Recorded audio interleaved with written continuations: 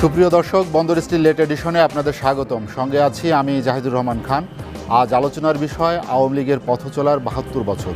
দর্শক, আজ আলোচনার জন্য আমার সঙ্গে স্টুডিওতে আছেন ইতিহাসবিদ ও বঙ্গবন্ধু চেয়ার অধ্যাপক ডক্টর সৈয়দ আনোয়ার হোসেন, সিনিয়র সাংবাদিক এম এ আজিজ এবং রাজনৈতিক বিশ্লেষক ও কলামিস্ট সুভাষ সিংহ রায়। আপনাদের তিনজনকে আমাদের আলোচনায় স্বাগত জানাচ্ছি। আলোচনার শুরুতে আমি অধ্যাপক ডক্টর সৈয়দ আনোয়ার হোসেন স্যার আপনার কাছে যেতে চাই। ৭২ বছরে আওয়ামী লীগ রাজনৈতিক দলের বাইরে বা রাজনৈতিক দল হিসেবে আওয়ামী লীগ কতটা সফল, বা রাজনৈতিক দলের বাইরে আওয়ামী লীগের অবস্থান নিয়ে আপনার মূল্যায়ন কি? ধন্যবাদ আপনাকে। ১৯৭২ ৪ নভেম্বর বঙ্গবন্ধু বাংলাদেশ গণপরিষদে বলেছিলেন, আমি বিশ্বাস করি না ক্ষমতা উৎস বন্দুকের নয়, আমি বিশ্বাস করি, আমার দল বিশ্বাস করে ক্ষমতার উৎস জনগণ। তো জনগণ লগ্ন, তৃণমূল লগ্ন, প্রাচীনতম বৃহত্তম দল, রাজনৈতিক দল আওয়ামী লীগ এই বাংলাদেশে। এখন বাংলাদেশে অনেক দল আছে, দলের সংখ্যা তো ভিড়মি খাওয়ার মতো অবস্থা আর কি। তবে যথার্থ দল কোথায় আছে? তবে আওয়ামী লীগের সঙ্গে জুঝতে আসে সাধারণত বিএনপি, জাতীয় পার্টি, অনেক সময় আড়ালে থাকে জামাত।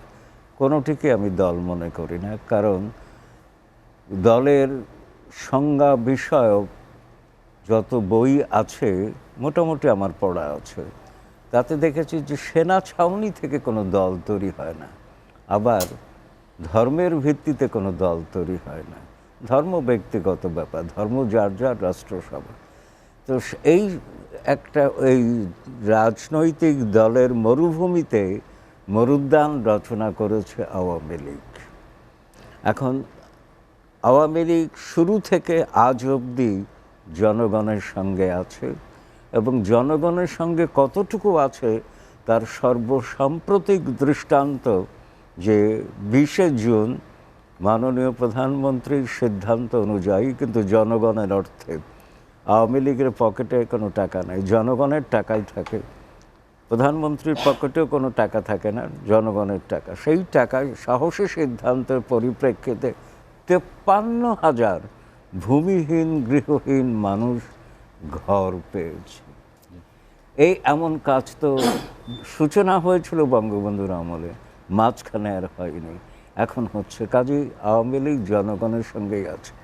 এবং আরেকটা বিষয় হচ্ছে নামকরণের ব্যাপারটা। আওয়ামী লীগের যাত্রা শুরু হয়েছিল পরিপূর্ণ সাম্প্রদায়িক একটি দল হিসেবে। তখন নাম ছিল ২৩শে জুন ১৯৪৯ কাজী হুমায়ুন বশিরের টিকাটুলি রোজ গার্ডেন বাড়িতে, কারণ এটা ছিল মুসলিম লীগের কর্মী সম্মেলন, তারা জায়গা পাচ্ছিল না, মুসলিম লীগের বিদ্রোহী সংগঠন। তো ওই বাড়িতে নাম হলো পূর্ব পাকিস্তান আওয়ামী মুসলিম লীগ।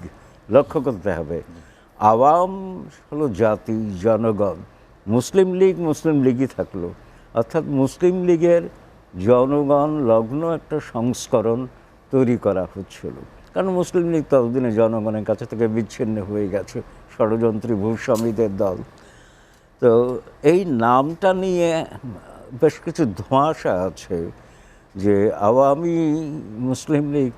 আমি দুটো তথ্য পেয়েছি। একটা তথ্যে মৌলানা ভাসানীকে কৃতিত্ব দেওয়া হচ্ছে, আর একটা বিস্তৃত তথ্য পাচ্ছি যে হোসেন শহীদ সরওয়ার্দী স্বাধীনতা, মানে ৪৭-এর স্বাধীনতার পরপরই পীর মানকি শরীফ উত্তর পশ্চিম সীমান্ত প্রদেশে তাকে বলেছিলেন যে আপনি আওয়ামী মুসলিম লীগ করুন বিরোধী দল হিসেবে। আবার সরওয়ার্দী নিজেই জিন্না মুসলিম লীগ করে বসেন। তো কোনোটাই কিন্তু হালে পানি পায়নি। তো বাংলাদেশে যখন বাঙালিরা এই উদ্যোগ নিচ্ছে, তখন নাকি দুজনেই, হোসেন শহীদ সরওয়ার্দী বা মৌলানা ভাসানী, তারা মুসলিম লীগই করলেন, কিন্তু জনগণের মুসলিম লীগ, আওয়ামী মুসলিম লীগ। আওয়ামী লীগ অসাম্প্রদায়িক হলো ১৯৫৫ ২১শে অক্টোবর পুরনো ঢাকার রূপমহল সিনেমা হলে কাউন্সিল সভায় এই সিদ্ধান্ত, যদি ১৯৫৩-তেই এই বিষয়টি এসেছিল। এবং বঙ্গবন্ধু তার অসমাপ্ত আত্মজীবনীতে তিনি পরিষ্কার বলছেন যে এই নামটি তার পছন্দ নয়, কারণ তিনি আগা পাশতলা অসাম্প্রদায়িক মানুষ। এই যে আমাদের অন্য সহকথক সুভাষ সিংহ রায় একটা বই লিখেছে বঙ্গবন্ধুর অসাম্প্রদায়িকতা নিয়ে, বাংলা একাডেমি থেকে বার করা হয়েছে।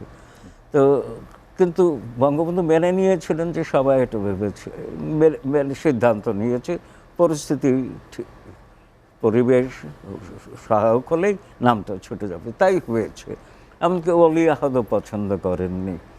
অলি আহাদের মেয়ে এখন ব্যারিস্টার রুমিন ফারহানা আসেন, তিনি অবশ্য রাজনীতির অন্যদিকে আছেন, তাকে সম্মান জানিয়ে কথা বলছি। তো অলি আহাদ ছিলেন প্রকৃতিবাদী।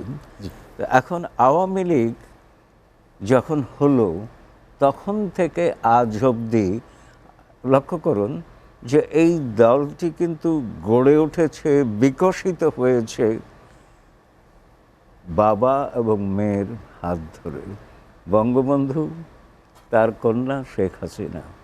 তো এখন শেখ হাসিনার নেতৃত্ব একটা ক্রান্তিকালীন নেতৃত্ব ছিল। 1981 17 মে তিনি যদি না ফিরতেন, জীবনের ঝুঁকি নিয়ে বৈরী পরিবেশে না আসতেন, তাহলে আওয়ামী লীগ অনেক খণ্ডে বিভক্ত হতো। এবং একমাত্র আওয়ামী লীগই যা বিভক্ত হয়নি আজ পর্যন্ত, তার জন্যে শতভাগ কৃতিত্ব শেখ হাসিনাকে দিতে। স্যার আপনার কাছে আবার আসবো আমি। এম এ আজিজ, যেটি স্যার বলছিলেন যে আমরা আওয়ামী লীগের একটি সবসময় বলে যে ঐতিহ্য সংগ্রাম গৌরবোজ্জ্বল 72 বছর বলা হচ্ছে, আসলে সেই ঐতিহ্য সংগ্রাম বা গৌরবোজ্জ্বলে যে কথা বলা হয় সেটি কি সমসাময়িক রাজনৈতিক প্রেক্ষাপটে আপনি কি মনে করেন যে তাদের সাথে সেইটি ধন্যবাদ এখনো আপনাকে। ধরে রাখছে আওয়ামী লীগ? দেখেন, আওয়ামী লীগ মানেই দেশের স্বাধীনতা, আওয়ামী লীগ মানেই জনগণ, অর্থাৎ আওয়ামী লীগ জনগণের বাইরে কিছু করেন নাই। এটা হলো বঙ্গবন্ধুর আওয়ামী লীগ। কিন্তু বঙ্গবন্ধুর আওয়ামী লীগ আর বর্তমান প্রধানমন্ত্রী শেখ হাসিনার আওয়ামী লীগ ভিতরে বেশ পার্থক্য আছে। বঙ্গবন্ধু জনগণের বাইরে, গণতন্ত্রের বাইরে, অসাম্প্রদায়িকতার বাইরে, ধর্মনিরপেক্ষতার বাইরে তিনি একটি স্টেপও তার জীবন দশায় নেন নাই। কিন্তু এখন ঘটে। যেমন ধরেন স্যার যেটা বললেন, যখন ফাইনালি আপনার এই যে 1949 সালে যে পূর্ব পাকিস্তান আপনার আওয়ামী মুসলিম লীগই হয়, তখনই কিন্তু 41 দফার একটা তারা দফা কিন্তু প্রথম দিয়েই আন্দোলন শুরু করে। 42 দফা, 41 দফা, হ্যাঁ 42 দফা, সরি 42 দফা। সেখানে মূল যে দফাগুলি ছিল, আপনি দেখেন, রাষ্ট্রের বাংলা ভাষা রাষ্ট্র হিসেবে স্বীকৃতি পাওয়া।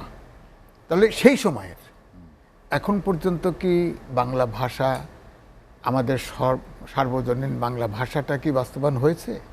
হয়নি। তারপরে আসিল এক ব্যক্তির এক ভোট, আমরা দিয়েছি 70 সালে, 73 সালে। এখন কিন্তু ভোট নিয়ে প্রশ্ন, সবাই ভোট দিতে পারে না। অর্থাৎ বঙ্গবন্ধুর ওই সময়ের আর এখনকার ভোটের ভিতরে কিন্তু বিস্তর ফারাক।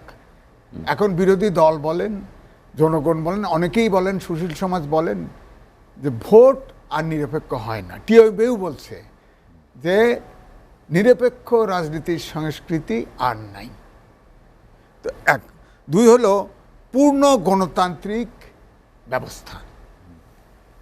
এখন আপনি বলেন গণতন্ত্র বলতে যা বোঝায়, গণতন্ত্রের যে উপাদানগুলি থাকে, তার প্রথম উপাদান হচ্ছে আপনার নিরপেক্ষ নির্বাচন অনুষ্ঠান। সেটা নিয়ে তো বহু প্রশ্ন। তৃতীয় আসেন, ওই যে তারা বলছে যে সংসদীয় পদ্ধতির সরকার ব্যবস্থা তারা চাইছে, সেটা আমরা কিন্তু কায়েম করেছিলাম।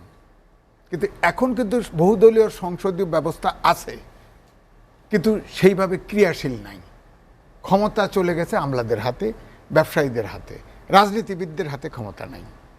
বঙ্গবন্ধুর আমলে প্রথমে ক্ষমতায় আপনার ব্যবসায়ী ছিল, কিন্তু তাদের সাথে রাজনীতির সংস্পর্শ ছিল ঘনিষ্ঠভাবে, তারপরেও ছিল 9%। এখন পার্লামেন্টে 61% হলো আপনার ব্যবসায়ী, এবং যারা পলিটিশিয়ান আছে তারাও কিন্তু নামে বেনামে ব্যবসা করে থাকে। এই হলো অবস্থা। এবং আপনি দেখেন এই করোনাকালে প্রত্যেকটি জেলায় আমলা বসিয়ে দেওয়া হয়েছে, রাজনীতিবিদরা নিষ্ক্রিয়। অর্থাৎ আমি বলছি প্রতিটি প্রতিষ্ঠানেও অবসরপ্রাপ্ত আমলারা আছেন। আপনার স্যার আমি বলছি স্যার, এই জন্যে আমি বলছি, আপনি দেখেন রাষ্ট্রীয় প্রতিষ্ঠানগুলি, বিচার বিভাগ বলেন, আপনার আইন বিভাগ বলেন, আমলা বলেন, এগুলো সবই কিন্তু আর স্বাধীনভাবে কাজ করতে পারছে না। বঙ্গবন্ধু কিন্তু এই জন্য কিন্তু মুক্তি সংগ্রামের নেতৃত্ব দেন নাই। তৃতীয় হচ্ছে যে ওইভাবেই আপনার ওই সংসদীয় গণতন্ত্রের ভিত্তিতে একটা সংবিধান রচনার দাবি ছিল, তো সেটা তো আমরা করছি স্বাধীন হওয়ার পরে, আমরা করছি।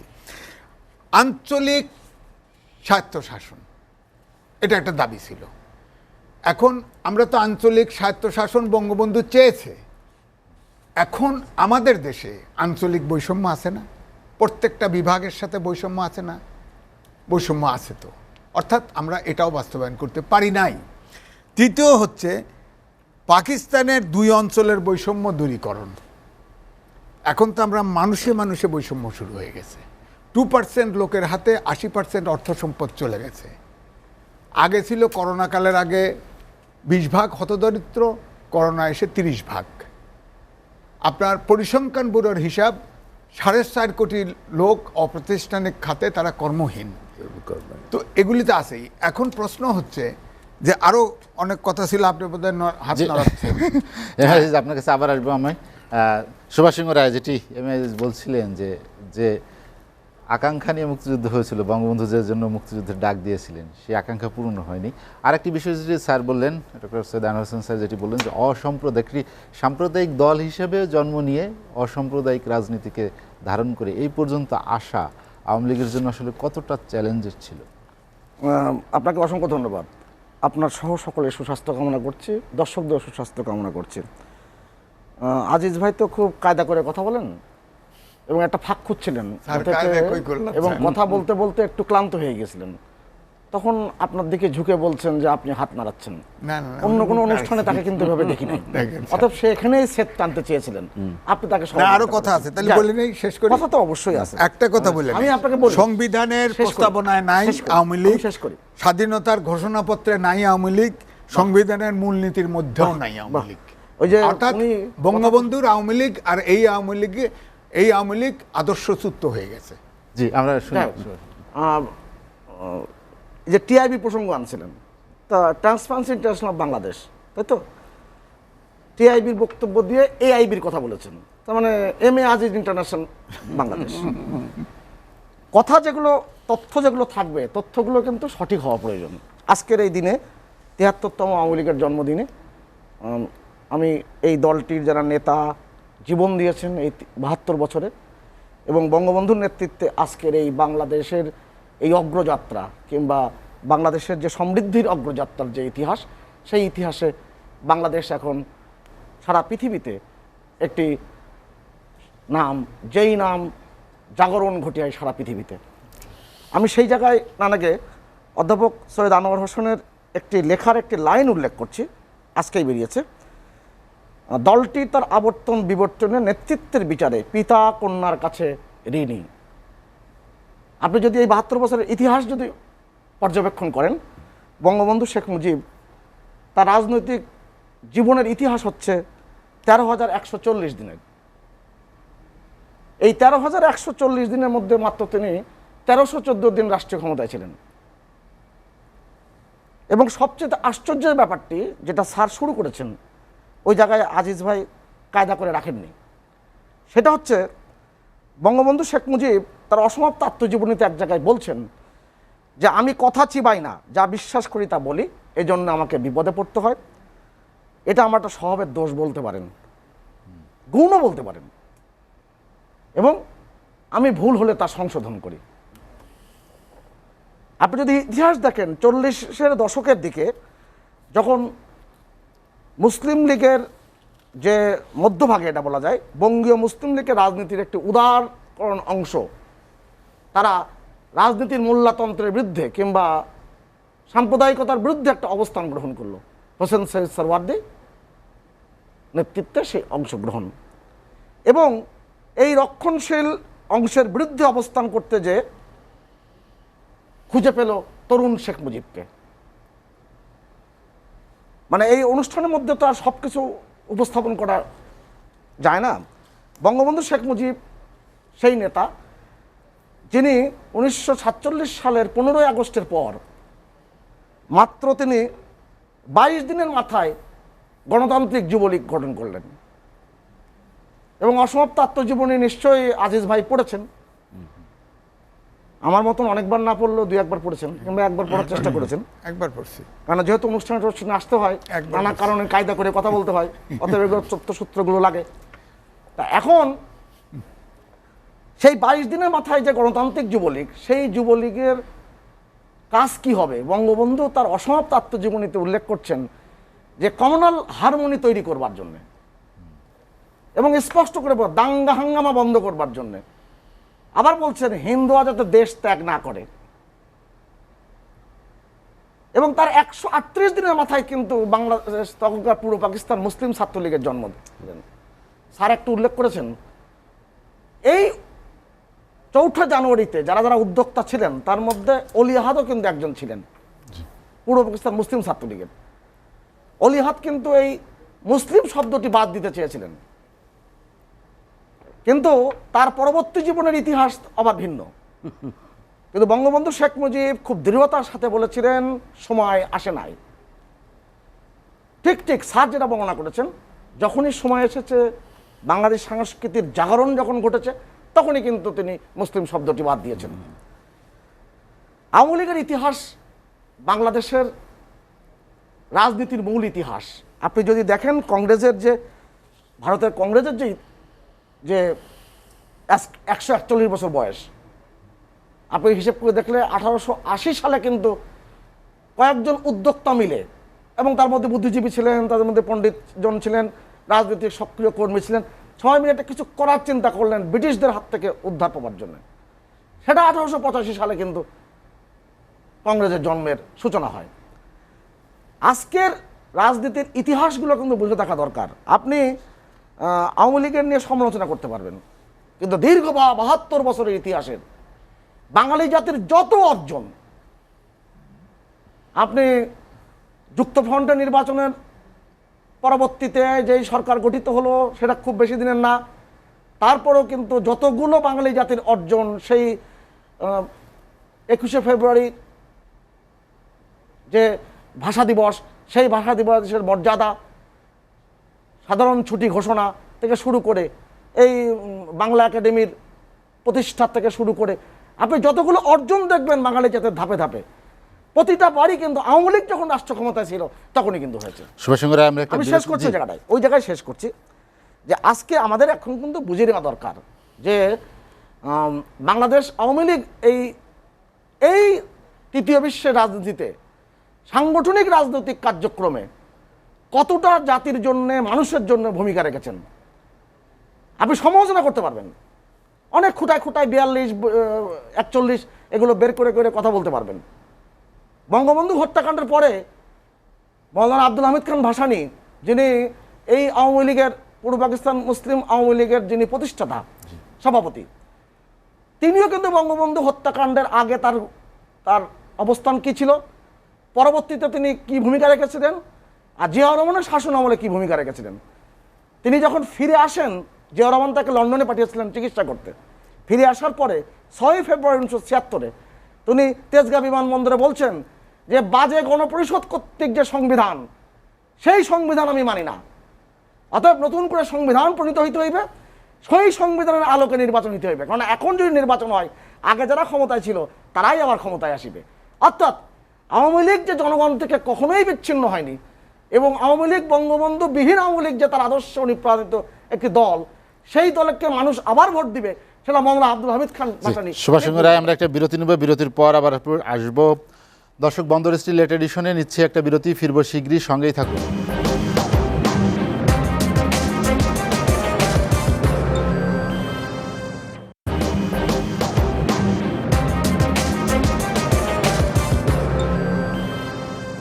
দেখছেন এসএটিভির রাতের আয়োজন বন্দর স্টিল লেট এডিশন। বিরতির পর আমরা আবারও ফিরছি আলোচনায়।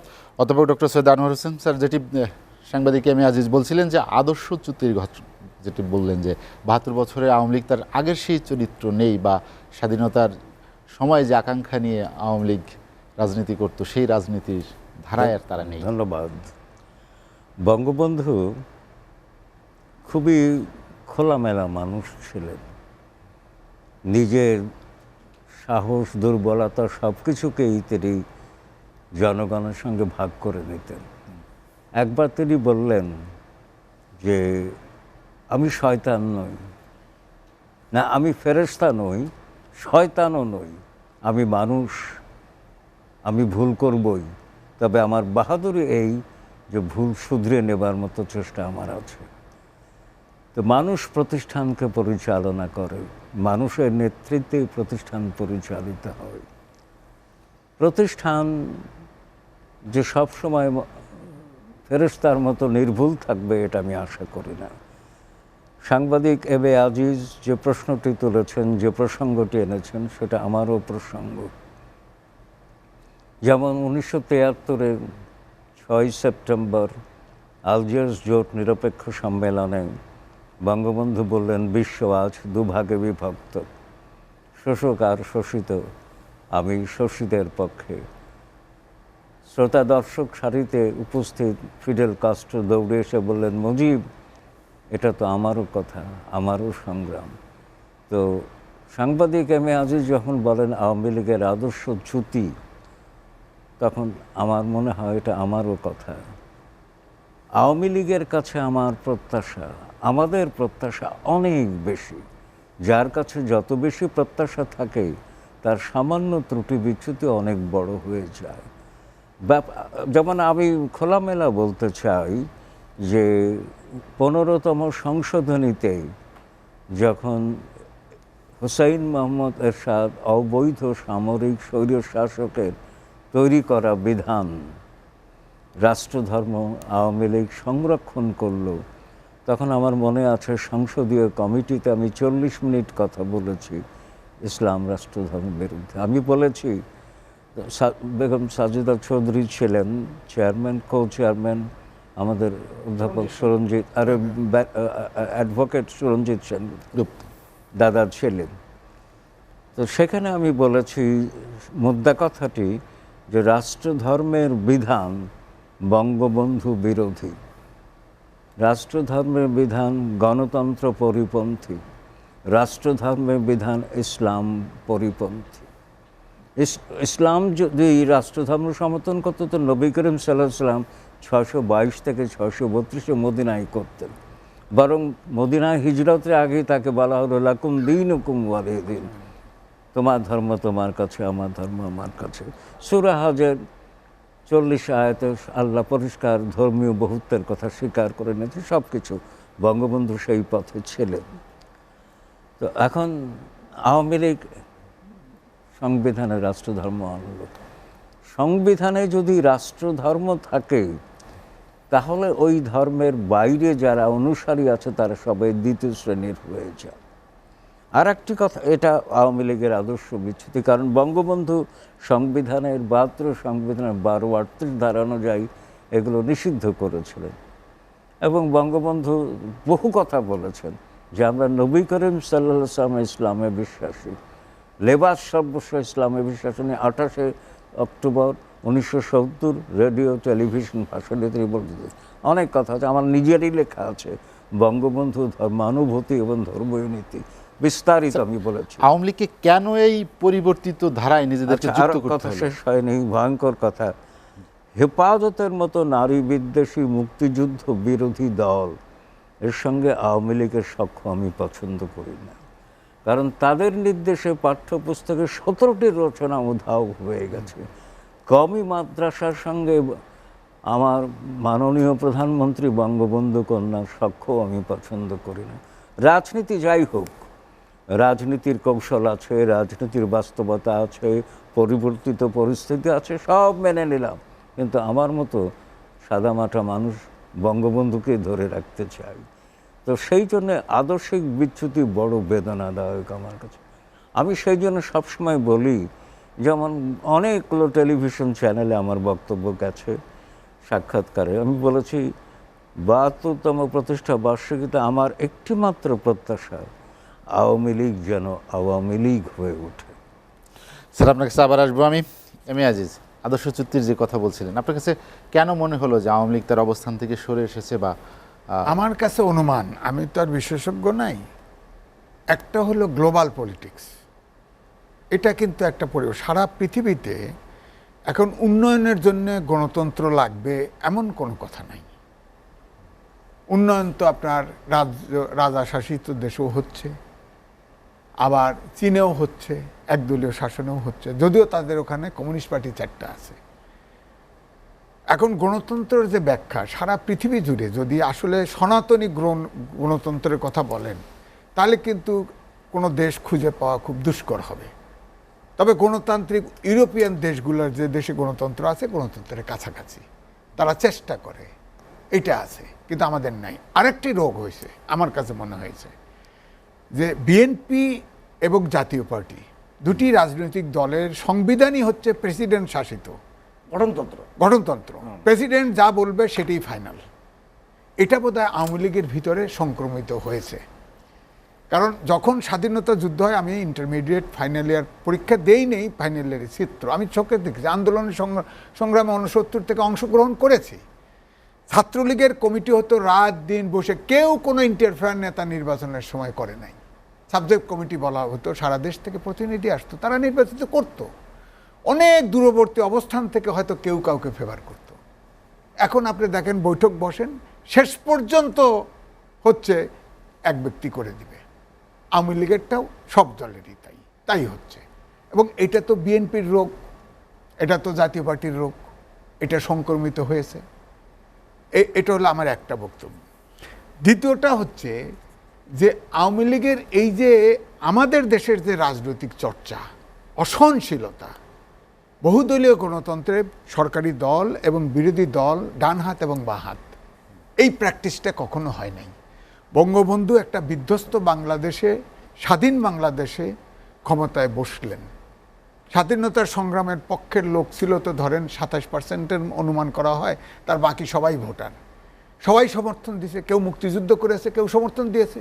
মনে হলো যে মালিক এ দেশের সব দেশে অরাজকতা। পরে তো আবার আর একটা রাজনৈতিক দল হলো, হওয়ার পরে একটা অসহনশীল, অসহনীয় একটা দেশ এগিয়ে নেওয়া, পরিকল্পনা করার মতো পরিস্থিতি রাখা হলো না। সেখান থেকে আমরা কখনো কখনো, এরপরে মার্শাল্লাহ 2 বার, তারপরে কখনো কখনো হয়তো গণতন্ত্রে উকি ঝুঁকি দিয়েছে, কিন্তু ফাইনালি কিছু হয়নি। যেমন ধরেন এরশাদ বিরোধী আন্দোলনের পরে 3 জোটের রূপরেখা স্বাক্ষর করেছে 3 জোটে, অর্থাৎ এ দেশের বৃহৎ সবগুলি দল। ওইটা যদি পালন করে তাহলে তো দেশে তো নিরঙ্কুশ গণতন্ত্র প্রতিষ্ঠিত হয়। আওয়ামী লীগকে এটা পালন করে? দাদা হয়তো বলবেন, আমার খুবই ঘনিষ্ঠ বন্ধু, কেন বিএনপি করে না? আমি বিএনপির কথা বলছি না, কারণ তার গঠনতন্ত্রে তো এটা নাই। আওয়ামী লীগ তো গণতন্ত্র প্র্যাকটিস করেছে। আওয়ামী লীগের নেতা নির্বাচন করেছে কর্মীরা, কোনো দিনই নেতা উপর থেকে বসিয়ে দেওয়া হয় নাই। কারণ আমি তো সরাসরি সক্রিয়ভাবে জড়িত ছিলাম, আমি বলছি, সাক্ষ্য দিচ্ছি, কিন্তু এখন হয় না। সুতরাং আমি এই জন্যই বলছি যে এখনকার যে এই যে রাজনীতি, অসহনশীল রাজনীতি, এই রাজনীতি এটারও ইনফ্লুয়েন্স, যে আপনি বিরোধী দল মানেন না, অমকে মানেন না, বিরোধী দল সরকারকে মানেন না, সুতরাং যত পারেন ক্ষমতা গ্রিপে নিয়ে আসে চাপিয়ে রেখে আমার নিজের কাজ আমি করি, এতে গণতন্ত্র ক্ষতিগ্রস্ত হয়। সুতরাং আমি বলবো যে এইটাই পরিস্থিতির সাথে আওয়ামী লীগ খাপ খাওয়িয়ে নিয়ে, যেটা আমাদের কাছে গ্রহণযোগ্য নয়, যেটা বঙ্গবন্ধুর আদর্শও নয়, যেটা স্বাধীনতার মূল মন্ত্রও নয়, সেই জায়গা আওয়ামী লীগ, যেমন স্যার বলছেন, হেফাজতের কাছে আওয়ামী লীগ কেন যাবে আপনি আমাকে বলেন? হেফাজতের কাছে ভারতের সাথে অসম অনেক চুক্তি করেছে, কিন্তু দেশ স্বাধীন হওয়ার পরে বাংলাদেশের মাটিতে বঙ্গবন্ধু নেমে প্রথম বলেছে ভারতের সৈন্য যেতে হবে, এবং গেছে। যতই বলেন বঙ্গবন্ধু তার খেতাব আপনি যত কিছুই দেন না কেন, ভারতের দালাল, অমকের দালাল, তমকের দালাল, যাই বলেন না কেন, তার সান্নিধ্যেও আমি গিয়েছি। আপাত মস্তক একটা বাংলাদেশি জাতীয়তাবাদী নেতা ছিলেন, আপাত মস্তক। স্যার যেটা বললেন না, চলার পথে টুকটাক ভুল হতেই পারে, কিন্তু উনি মননে মানসিকতায় একদম 100% খাঁটি বাংলাদেশি জাতীয়তাবাদী বিশ্বাসী ছিলেন। উনি বাংলাদেশের জনগণের প্রতিনিধি ছিলেন, জনগণের বাইরে উনি কোনো চিন্তা করেন নাই। এখন তো সেটা হচ্ছে না। এখন গোজামিল দিয়ে সব কিছুকে ক্ষমতায় আঁকড়ে থাকার জন্য গোজামিল দেওয়া হচ্ছে। যেটা করলে ক্ষমতায় থাকা যাবে অথবা কাউকে ক্ষমতায় আসতে বাধা দেওয়া যাবে সেটাই করা হচ্ছে। রাজনীতি কেন, বঙ্গবন্ধুর যে ৭২ সালের সংবিধান, সেই জায়গায় 3টে টার্ম ক্ষমতায়, সেই জায়গায় কেন ফিরে যেতে পারলাম না? কেন ফিরে যেতে, কে বাধা দিল? সবটাই তো দমন করে রাখতে পারছি। আমি পার্লামেন্টে বসি, পার্লামেন্টে হাত তোলা সব কিছু হয়। ওই যে দেখেন না, বাজেট হচ্ছে পার্লামেন্টের সবচাইতে বড় গুরুত্বপূর্ণ ইস্যু। সেটা গুরুত্ব না পেয়ে পরিমণি নাকি পরিমণি সে হলে প্রধান ইস্যু হয়ে যায়। এটা হলো পার্লামেন্ট। তো সেখানে আমার বক্তব্য হচ্ছে, এই পার্লামেন্টে আপনি তো ৭২-এর সংবিধান একটা খোঁচা মেলে নিতে হয় যে আমরা সব ৭২-এর সংবিধানে যা ছিল আমরা সেই জায়গায় ফিরে গেলাম। কে কি করবে, কে কি করবে বলেন? আপোষটা কোথায়? আপোষটা আছে একটা জায়গায়, সেটা হলো যে এই দেশের এই যে হেফাজতের মতো অনেক সংগঠন তারা নাকশ হবে, ভোটের সময় যদি হঠাৎ যাওয়া লাগে, তাদের প্রয়োজন পড়ে, সেখানে আপোষ করে। এম এ আজিজ, আপনার কাছে আবার আসবো আমি। সুভাষ সিংহ রায়, আপোষটা কোথায়? কি ভোটের রাজনীতি বা ক্ষমতার সাথে? আমার তো মনে হচ্ছে যে আরও উনি বলবেন, হ্যাঁ এবং আপনি না থামালে মনে হয় বলতেই থাকতেন। হ্যাঁ, থাকবে। এবং অসমাপ্ত আত্মজীবনীতে বঙ্গবন্ধু মুসলিম লীগের মোহন মিয়ারকে উপাধি দিয়েছিলেন ইভিল জিনিয়াস। আমাদের এম এ আজিজ ভাই তো আমি ইভিল জিনিয়াস বলতে পারি না। না, এটা Genius। বলে ফেললেন তো, না, বলে ফেললেন। আজকে 3 জোটের রূপরেখার প্রসঙ্গ এনেছেন। 91 সালে যে রাষ্ট্র ক্ষমতায় যে বিএনপি এসেছিল, সেই 3 জোটের রূপরেখার কোনো বিষয় তো তাদের মনে ছিল, তার একটাও বাস্তবায়নের দিকে এগিয়েছে। এবং সেই দলকে বুকে ধারণ করে এম এ আজিজ এখন বঙ্গবন্ধুর আওয়ামী লীগের কথা বলছেন। আমি কিন্তু কোনো দলের না। এই যে আমি কিন্তু আজকের কোনো এই দলের না। বাস্তবতায় অনেক কথাই তো কথা বললেই কয় স্যার আওয়ামী লীগের বিপক্ষে কথা বলেই স্যার কয় আমি বলি বিএনপি কি এটা তো মুশকিল? বাংলাদেশের মানুষের কাছে সবই প্রকাশিত। আপনি দেখেন, যুক্তরাষ্ট্রের রিপাবলিকান পার্টির জন্ম হচ্ছে 1854 সালে। সেই রিপাবলিকান পার্টির জন্মের সময় সেটা ছিল শ্রমজীবী এবং সকল প্রকার উদার গণতান্ত্রিক রাজনৈতিক ধারণাকে সামনে নিয়ে তারা কিন্তু রাজনীতি করেছে। এবং আব্রাহাম লিঙ্কন কিন্তু ওই দলের প্রথম রাষ্ট্রপতি নির্বাচিত হয়েছেন। সেই রিপাবলিকান দল এখন করে কারা? মার্কিন যুক্তরাষ্ট্রে রিপাবলিকানের সমর্থকরা কিন্তু গোঁড়া মানুষগুলো। কিন্তু এটা জন্ম হয়েছিল কিন্তু তার বিপরীত ধারা দিয়ে। কিন্তু আওয়ামী লীগ হচ্ছে সে ব্যতিক্রম। আওয়ামী লীগ বাঙালির জন্মসূত্রে পাওয়া যে সংগ্রামী চেতনা, সেই চেতনাকে ধারণ করে এখনো পর্যন্ত এই জায়গায় এসে পৌঁছেছে। জুন মাস কিন্তু একটা গুরুত্বপূর্ণ মাস।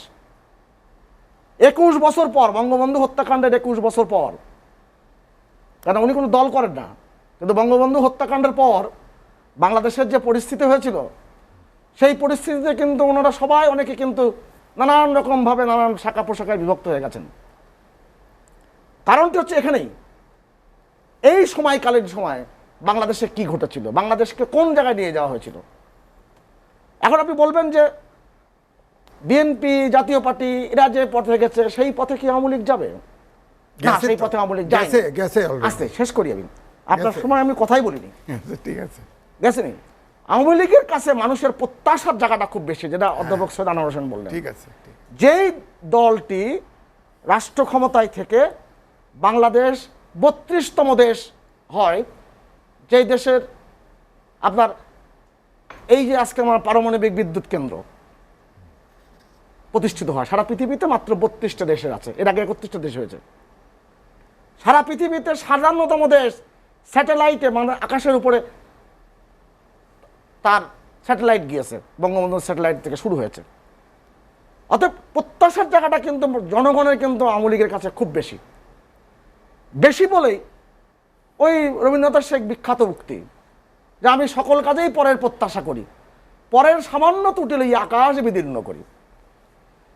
তা যত প্রত্যাশা আমি আজিজ ভাইয়ের মনে হলো যেন আওয়ামী লীগের তার প্রাণ, আওয়ামী লীগের তার জান, আওয়ামী লীগের কাছ থেকে তার প্রত্যাশার অনেক কিছু বেশি।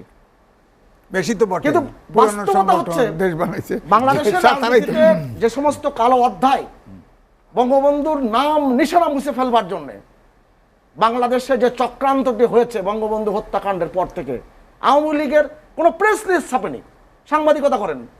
এখন তো কথা বলেন যে 4টি সংবাদপত্র ডাকিয়া বঙ্গবন্ধু সব সংবাদপত্র বাতিল করিয়া দিয়েছিলেন।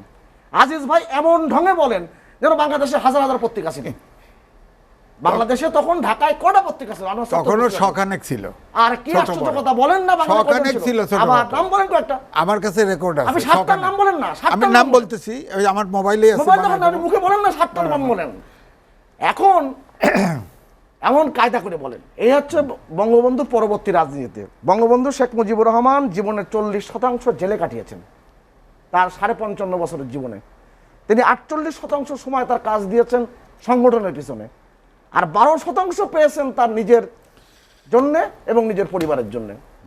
আপনি যদি হিসেব করে দেখেন, এই মানুষটি বাংলাদেশকে এমন উচ্চতায় দিয়ে গেছেন। 74 সালে তিনি যে সমুদ্র আইন করেছেন, জাতিসংঘ আইন করেছে 1982 সালে। আজকে আমি শেষ করছি, বঙ্গবন্ধু শেখ মুজিবুর রহমানের কথা বললেন এম এ আজিজ ভাই। মাঝে মাঝে মনে হয় যে মা বসুন্ধরা তুমি 2 ভাগ হও, আমি ভিতরে প্রবেশ করি। আমরা একটা বিরতি, কষ্টের জায়গাটি অনেকখানি। আজকের বাংলাদেশকে রাজনীতির এই পর্যায়ে নিয়ে যাওয়ার জন্য আমি হেফাজতে ইসলামের কথা বলছেন। হেফাজতে ইসলামের দিন আপনাদের মনে আছে না আজিজ ভাই? আছে। সাবেক প্রধানমন্ত্রী বেগম কে কি করলো সেটা আমার জানার বিষয় না। আওয়ামী লীগ করলো, ভাবতে হবে এটা। তার মানে ওইটাই বলছি, রোগ পাইছে না, রোগ না। আমি অমুক পার্টি গেছে, সুতরাং আওয়ামী লীগ গেছে। আপনি রাষ্ট্রীয় চক্রান্ত করবেন, আপনি আন্তর্জাতিক চক্রান্তের সঙ্গে যুক্ত হবেন, বাংলাদেশকে পাকিস্তান বানাতে যাইবেন, সেই জায়গায় আপনাকে বিবেচনা করতে হবে। মঞ্চে যে কারা কারা বক্তৃতা দিয়েছিলেন নামগুলো বের করেন না। বেগম খালেদা জিয়া কি বলেছিলেন? নেমে আসুন, ঢাকাবাসী নেমে আসুন। অতএব সেই জায়গাটি। আর কওমি মাদ্রাসার ব্যাপারে আমি পরিপূর্ণভাবে একটা ধর্মনিরপেক্ষ মানুষ, অসম্প্রীতি চেতনায় আমি কিন্তু জীবন পরিচালিত করি। আপনি কওমি মাদ্রাসার এত লক্ষ লক্ষ ছাত্রকে এত বছর যাবৎ আপনি মূলধারার শিক্ষার বাইরে রাখবেন, অশিক্ষিত করে রাখবেন, তাদেরকে মূলধারার বাইরে রাখবেন, এই চক্রান্তগুলো কারা করেন? এটাকে সাপোর্ট কারা দেন? আমরা আর একটা বিরতি নিব। দর্শক, বন্দর স্টিল লেট এডিশনে নিচ্ছে আর একটা বিরতি। ফিরবো শীঘ্রই, সঙ্গেই থাকুন।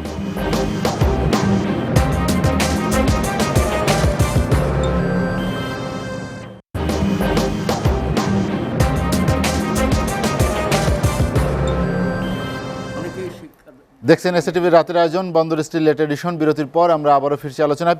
অধ্যাপক ডক্টর সৈয়দ আনোয়ার হোসেন, যেটি সুভাষ সিংহ রায় একটি বিষয় উল্লেখ করেছেন, যে আপনার একটি লেখার কথা তিনি উদ্ধৃত করেছেন, যে এই দলটি বাবা এবং কন্যা তাদের কাছে অনেক ঋণী।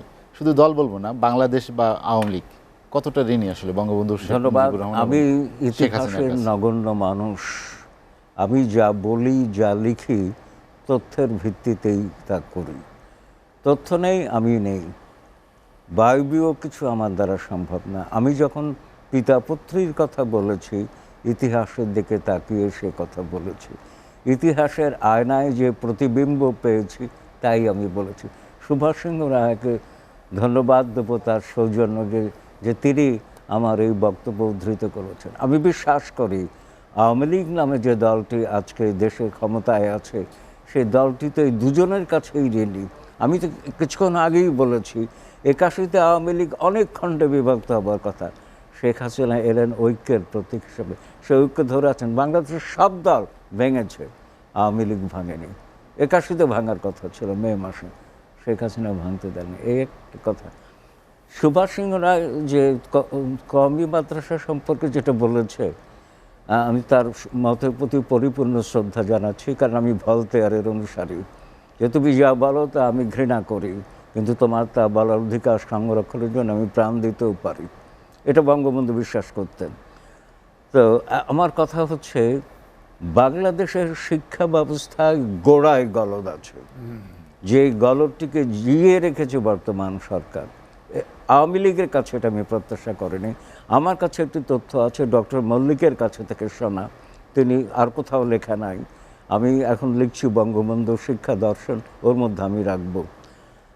তথ্যটি হচ্ছে এই, শিক্ষা মন্ত্রণালয়ের প্রথম সচিব ডক্টর এ আর মল্লিক, এবং বঙ্গবন্ধু শিক্ষকদেরকে শিক্ষা সচিব বানাতেন। আমলারা প্রতিবাদ করেছিল, বঙ্গবন্ধু বলেছিলেন শিক্ষিত মানুষকে শিক্ষা সচিব করেছি, তোমরা কেরানিগিরি করো। এই সাহস থাকতে হবে বঙ্গবন্ধুর, ছিল সাহস। তো তারপরে ডক্টর মল্লিককে বঙ্গবন্ধু নির্দেশ দিয়েছিলেন যে আমাদের শিক্ষা ব্যবস্থা তো গড়ে তুলতে হবে স্বাধীন দেশ উপযোগী করে, আপনি একটি লিখিত খসড়া দিন। ডক্টর মল্লিক আমাকে বলেছেন এবং আমি তার অত্যন্ত ঘনিষ্ঠ ছিলাম। ডক্টর মল্লিক বলেন যে আমি লিখিত দিলাম যে বাংলাদেশে সব স্কুল হবে, কলেজ হবে, ধর্মশিক্ষা সব জায়গায় থাকবে, কিন্তু মাদ্রাসা থাকবে না। বঙ্গবন্ধু রাজি। আব্দুর রশিদ তর্কবাগীশের প্রভাবে বঙ্গবন্ধু দেখলেন যে স্বাধীন দেশে, সদ্য স্বাধীন দেশে সংকট বাঁধিয়ে লাভ নেই, মাদ্রাসা রাখা হলো। সংবিধানের 17 নম্বর ধারায় এখনও লেখা আছে একমুখী শিক্ষা। তাহলে সরকার যদি নিজেই নানানমুখী শিক্ষাকে প্রণোদনা দেয়, করোনা প্রণোদনা দেয়, তাহলে সরকারের বিরুদ্ধে সংবিধান লঙ্ঘনের অভিযোগ তো যুক্তিযুক্ত বলে আমার কাছে মনে হয়। আমি কওমি মাদ্রাসায় জাতীয় সঙ্গীত গাওয়া হয় না, জাতীয় পতাকা ওঠে না, বঙ্গবন্ধুকে চেনে না, মুক্তিযুদ্ধ সম্পর্কে কিছু জানে না, উর্দুতে পড়ে দেওবন্দি কায়দায় আর কি। তারা রাষ্ট্রের ভিতরে রাষ্ট্র, তাদেরকে আমি স্বীকৃতি কেন দেবো? তাদেরকে পথে আনবো। সেই জায়গায় আওয়ামী লীগের কৌশলগত ভ্রান্তি আছে বলে আমি মনে করি। পথে আনি, তারা মানুষ, বাংলাদেশের এই লাখ লাখ মানুষকে নাগরিক হবার সুযোগ দেই। শিক্ষার মূল কথাই তো মানুষ তৈরি করা। বঙ্গবন্ধু তাই বিশ্বাস করতেন। তো মাদ্রাসায় পড়ে কি মানুষ হচ্ছে? আমাদের হাতে সময় কম স্যার, আলোচনা শেষ করতে হবে। আপনাকে অসংখ্য ধন্যবাদ। বলে নেই, আওয়ামী লীগ দুটো সাহসী কাজ করেছে। প্রথমত 1955-তে মুসলিম শব্দ ছেটে দিয়ে সাহস দেখিয়েছে। পদ্মা সেতু নিজেদের অর্থায়নে, অর্থাৎ বাংলাদেশের মানুষের অর্থে তৈরি করবার ক্ষেত্রে শেখ হাসিনা সাহস দেখিয়েছেন। পিতা পুত্রীর সাহস নিয়ে আওয়ামী লীগ চলছে। আরেকটা হচ্ছে বঙ্গবন্ধু বাঙালিকে একটা আত্মপরিচয় দিয়েছিলেন। আপনাকে অসংখ্য ধন্যবাদ স্যার। জি, সেই আত্মমর্যাদা দিয়েছে। আমাদের হাতে সময় নেই, আসলে আলোচনা শেষ করতে হবে। শেষ করা যাবে না। এম এ আজিজ, আমরা একদম আলোচনার শেষ দিকে চলে এসেছি। আমরা যেটি জানছি যে আসলে কি আওয়ামী লীগের সামনে যে চ্যালেঞ্জ ছিল, সেই চ্যালেঞ্জগুলো কাছে আওয়ামী লীগ পরিপূর্ণভাবে জয়ী হতে পারেনি। এটার কারণ কি 75-এর এই মর্মান্তিক হত্যাকাণ্ড বঙ্গবন্ধুর? না, আমি ঠিক সেইভাবে দেখি না। ইংরেজিতে একটা কথা আছে, বঙ্গবন্ধু তো পৃথিবীর ভিতরে বিখ্যাত মানুষ, তারপরেও কথা আছে ইংরেজিতে, নো বডি ইজ ইনডিসপেন্সেবল। বর্তমান প্রধানমন্ত্রী তো কম চালাচ্ছেন না। বঙ্গবন্ধুর একটা দর্শন ছিল, আলাদা একটা ক্যারিজমা ছিল, আর একটা ওয়েট ছিল সারা বিশ্বব্যাপী। শেখ হাসিনার ভিন্নভাবে আছে। কিন্তু আমি যেটা বলতে চাচ্ছি, বঙ্গবন্ধুর রাজনৈতিক সদিচ্ছা ছিল প্রত্যেকটা কাজের মধ্যে। এখানে প্রধানমন্ত্রী শেখ হাসিনার রাজনৈতিক ইচ্ছা থাকলেও ক্ষমতায় থাকার জন্য আপোষকামিতার জায়গা আছে। এই একটা বড় ধরনের পার্থক্য আছে। যেমন স্যার বললেন হেফাজত।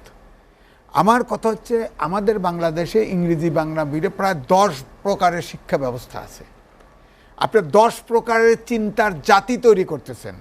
ন্যাশনাল ইস্যুতে জাতীয় ঐক্য হয় না, ভারতে হয়, আমাদের দেশে হয় না, কারণ 10 প্রকারের জাতি তৈরি হচ্ছে। ভারতের মাদ্রাসায় তো হিন্দু, বৌদ্ধ, খ্রিস্টান, মুসলমান সবাই পড়ে। আলিয়া মাদ্রাসা আছে, কওমি মাদ্রাসা আছে। আপনি আলিয়া মাদ্রাসা আগে এমনি পড়তো মসজিদ, মক্তব, মারান্দায়।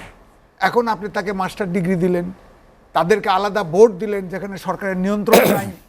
এভাবে তো দেশের ভিতরে স্বাধীন দেশ হতে পারে না।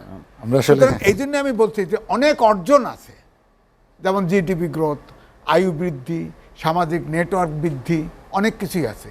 কিন্তু এই যে দুর্নীতি হচ্ছে, কাছাকাছি লোকরা অর্থ পাচার, ব্যাংক লোপাট, টাকা লোপাট, দুর্নীতি, এগুলো তো হচ্ছে। এগুলোর জন্য তো চেক দেওয়ার জন্যে তো রাজনৈতিক সদিচ্ছাটা তো দেখা যাচ্ছে না। সুতরাং আমার কথা হচ্ছে রাজনৈতিক ডেডিকেশনটা দরকার, যে না, আমি এইটা দেশের উন্নয়ন, এটা জনগণের পক্ষে, এটা বিপক্ষে, আমি জনগণের পক্ষে ডু অর ডাই স্ট্যান্ড নেব, যেটা বঙ্গবন্ধু নিত। এম এ আজিজ, হাতে সময় কম, আলোচনা শেষ করতে হচ্ছে। আপনাকে অসংখ্য ধন্যবাদ। সুভাষ সিংহ রায়, আমরা একদম শেষ দিকে চলে এসেছি।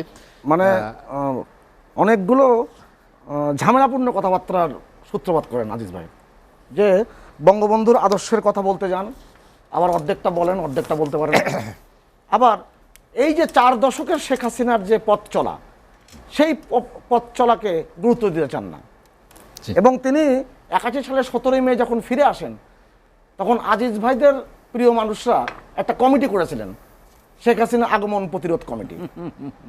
এবং সেই প্রতিরোধ কমিটির নেতৃবৃন্দরা কিন্তু জিয়াউর রহমান সাহেবের সময়, খালেদা জিয়ার সময় তারা মন্ত্রী, স্পিকার এ সমস্ত হয়েছেন। অর্থাৎ অনেকগুলো বিষয় কিন্তু এখানে আনার সুযোগ আছে, কিন্তু আপনার সময়ের সুযোগ সেটা নাই। এই দীর্ঘ সময়ে বহু চড়াই উত্তরাই পেরিয়ে আওয়ামী লীগ আজকের এই জায়গায় উপস্থিত হয়েছে। আওয়ামী লীগকে ধ্বংস করবার জন্য চক্রান্ত এখনো চলছে।